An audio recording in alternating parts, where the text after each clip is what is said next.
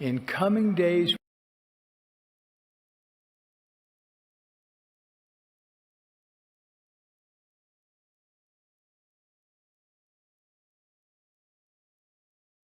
the payment of tithing as fire insurance.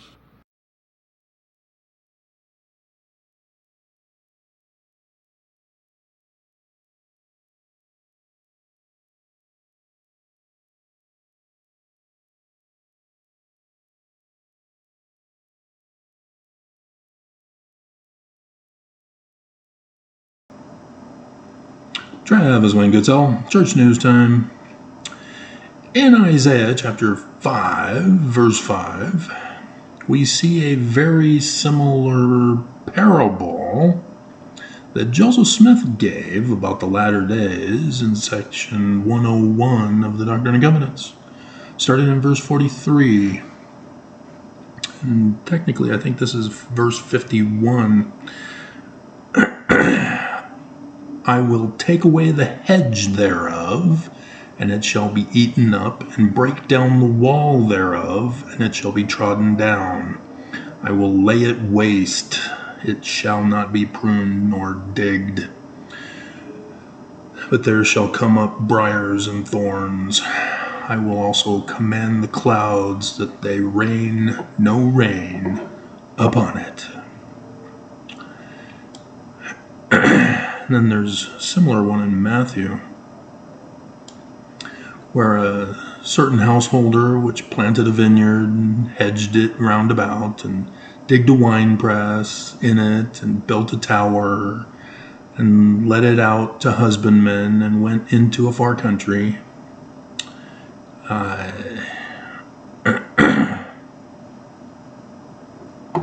Let's click on the actual thing here.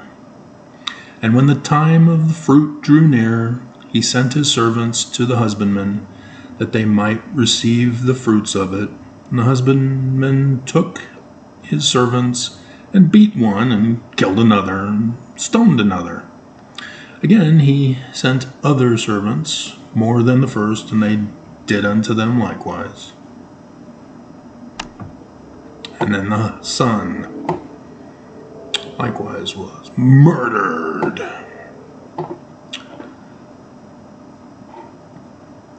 So the Pharisees, around the time of the Roman period, had extra laws that were given to the Jews. Now, as religious leaders, it was understood that they were to protect the Jews from getting close to violating the law of Moses. And so it was for their own good. And as we read from the stories of that time period, there was a certain rebel, and he was neither Trinitarian or non-Trinitarian Christian. He was a fictional character set in that time period, because all of these scriptures were written after the temple was already destroyed by the Romans. And so it's not literal history. And then there's more to that, because Constantine created Christianity and created Jesus. Whether you call him Trinitarian, as Constantine created him as, or non-Trinitarian, which others recommended but were rejected. So if you don't understand that, it's like trying to claim that Clash of the Titans is a literal historical document. Is it? Is it? Trinitarian Christians say no. Scholars say no. Why do Mormons say no when that's exactly what they're doing to Jesus? Weird. But anyway. And so you see a lot of examples of this in warning the Jews of the time period of when these authors wrote the book, their separate book. There were lots of books, more than what we have published. Why don't we have the others?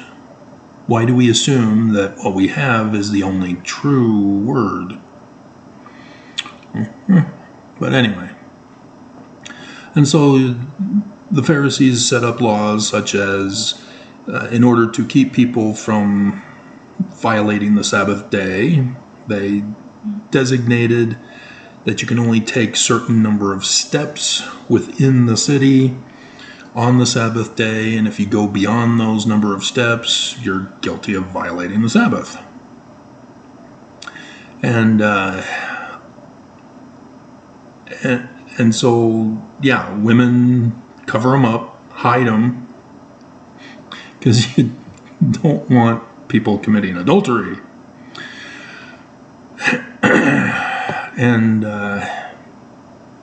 And other such laws for that purpose. Standards, values, honor codes. Oh, now you understand where the title and the thumbnail picture, whatever it's going to be, corresponds with the intro that you've already lost interest and have gone. Yeah, I'm guessing Thursdays are now the new days for the devotionals. It used to be on Tuesdays when I went. That was 30 years ago. Oh, dear God. But, yeah, we've got the three BYs who are discussing their talks for the week. And so first we go to the main cause of abuse, BYU, President Reese. And if you are unfamiliar with the news about BYU, they've been in the hot seat for blaming victims of rape, women, and having them not only kicked out of BYU, but excommunicating them for violations of the honor code. Rape is a violation of the honor code. I mean, getting raped. God. If they'd only worn more appropriate clothing, if they'd only gone to bed, if they'd only not drinking Mountain Dew. Hedge laws. And so you can see how the BYUs, with this one and only one of many examples, has strayed from the message of the Bible. Love. Oh, right. Love. Sure. And so, yes, this rebel guy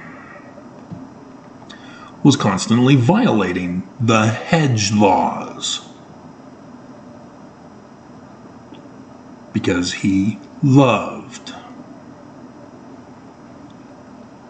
And so the Pharisees attacked him. You are violating our laws. You are not being subjected to our will. It's for your protection. It's for your own good. It's to save your soul.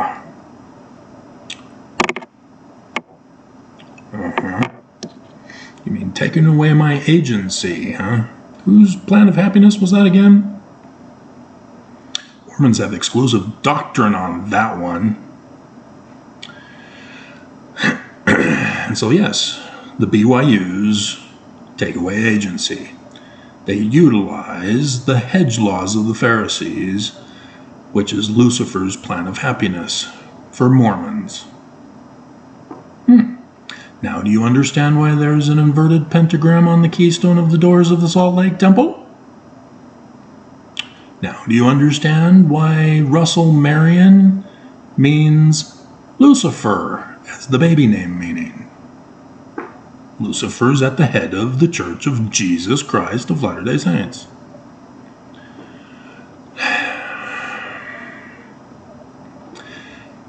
And so Reese is now claiming that mortal relationships are not a coincidence. You mean being a victim of rape is not a coincidence? It's a divine design for women? George Q. Cannon, thumbs up to the viewer of my channel that submitted that comment and that connection. That is the church's plan for women, to subject women to the will of priesthood authority and their husbands. I don't understand why women continue to remain in the church other than they're victims of sexual and patriarchal abuse, which is a common emotional trauma to have women be in denial that there's anything going on wrong. As Utah is exceedingly high in the number of rape cases, and not just rape cases, but rape cases that don't get reported. And then not only that, thanks to the rape hospital in Midvale, but also the Salt Lake County police that refuses to even process the rape kits. If you remember that scandal just the 2 or 3 years ago. The state of Utah is corrupt to the core, and there are many casualties. Besides, divine design is a false theory, a fallacious theory. Anybody who uses it just reveals that they're stupid. When you use a fallacy argument, you reveal you're stupid. It's very simple. You're not using logic. So next we have BYU, Idaho. Become like Jesus. So rebel against the honor code? Through the honor code. Oops! Somebody's manipulating the honor code and merging it with Scripture, which is an incorrect interpretation of Scripture.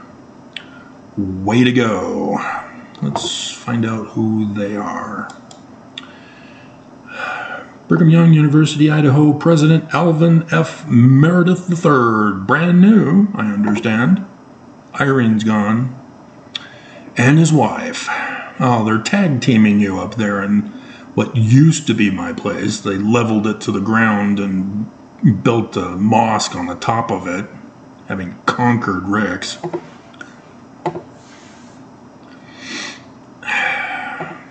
You cannot justify faith with the sword.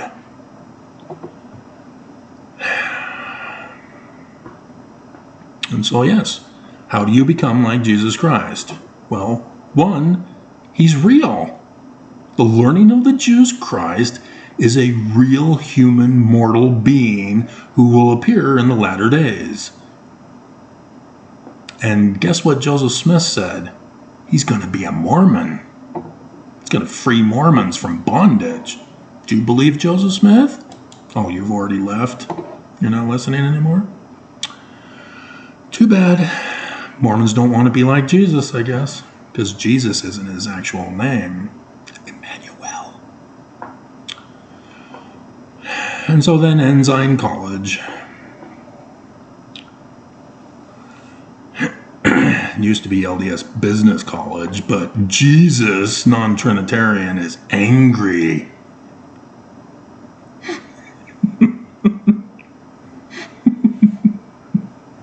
That's the name of Joseph's church, the Church of Latter-day Saints. When he was murdered, that was the name of the church. No, section 115 is a lie. It's a forged document by the Danites. Of which church? And so, yes, the Church of Latter-day Saints, Church of LDS, an acronym. And so LDS Church is fully appropriate for Joseph Smith's church. But nope.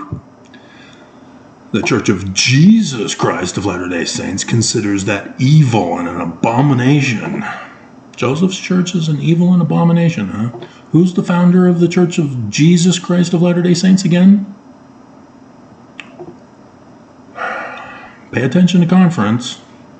I'm working on a countdown for that, since the day of abomination has not occurred. Abomination of desolation. I guess the prophets got scared, didn't want to die, and sacrificed their own. They got upset that the designated survivors were hanging them out to dry. Hey, wait a minute. What's this about being designated survivors? I want to be a designated survivor. Travis. Foiled again.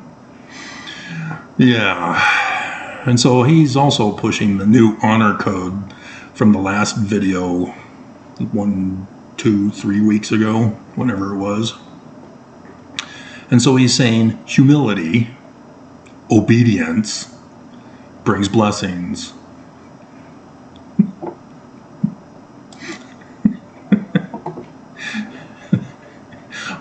This is, well, it says Sister Alinda Kush, but I'm seeing a guy. Pretty sure the church still does not accept LGBTQIAPO+, especially since they got Congress of the United States of America to pass the Disrespect for Marriage Act. But her quote is, "There is a great connection between a willingness to be obedient and pay your tithing so you won't be burned. It's Jesus, not us. You have to pay, or Jesus is going to burn you. The God of love is going to burn you if you don't obey and pay tithing." Do you not see the contradictions? And opening the windows of heaven on your behalf. Oh, dear God. Ignorance leads to hate. Hate leads to violence. And you can consider threats, even if you claim it's Jesus who's making the threats, as violence. It is a tried and true human behavior. That's why the church makes Mormons dumb through the BYUs. It's so that you then become a hater and disrespect your fellow man, refusing to love the one and only commandment with the hedge laws that they got, the honor code.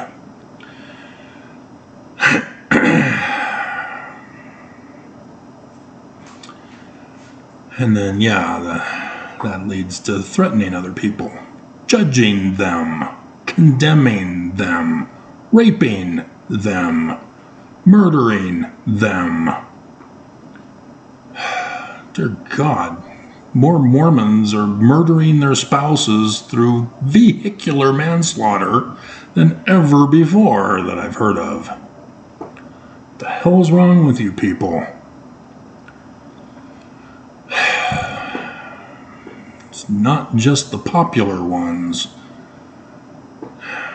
that disassemble their kids and bury them in the backyard of ricks. And so, this is an epidemic here in Utah. And now you can see how I know the cause and why I warn you of the dangers. If only the real Christ that Joseph Smith prophesied of would hurry up and get here to warn you, to save you from this great and abominable church. What's taking him so long? Should we put that at the beginning?